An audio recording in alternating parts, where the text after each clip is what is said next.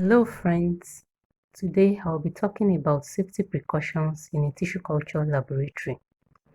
There are some safety rules that must be strictly adhered to in order to minimize the risk of falling victim of workplace hazards in a tissue culture laboratory, some of which are hand hygiene using antibacterial soap, clean water and 70% ethanol.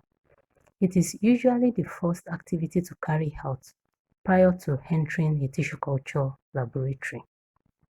This is highly expedient towards maintaining a sterile, contamination-free environment for the establishment of in vitro cultures.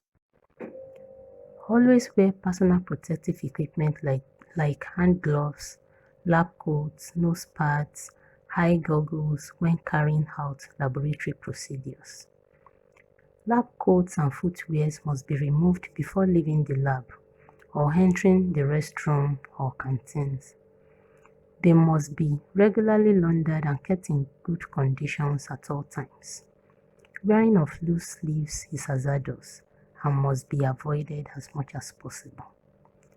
Eating and drinking is highly prohibited in the laboratory. Food items must not be prepared, stored or kept in the same refrigerator where chemicals are kept. Do not taste any chemical substance. As much as possible, avoid mouth pipettes to prevent chemical ingestion. Always use a pipette filler or other pipetting device. Ensure that the manufacturer's manual that accompanies every equipment or consumable is properly studied and well understood before usage.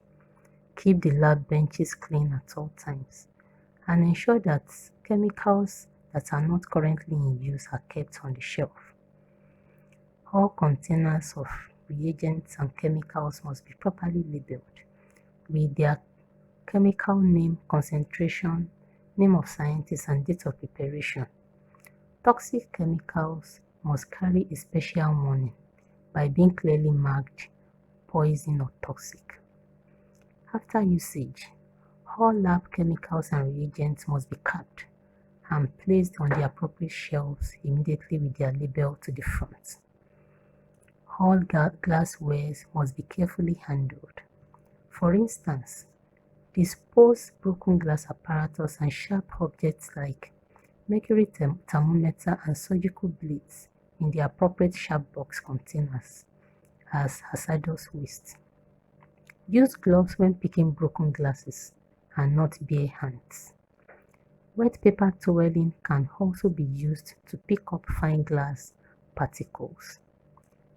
Do not remove any equipment from the laboratory without the permission of the officer in charge. In case the need arises that you must leave the laboratory before the completion of an experiment, a work in progress sign or label must be indicated on your experiment.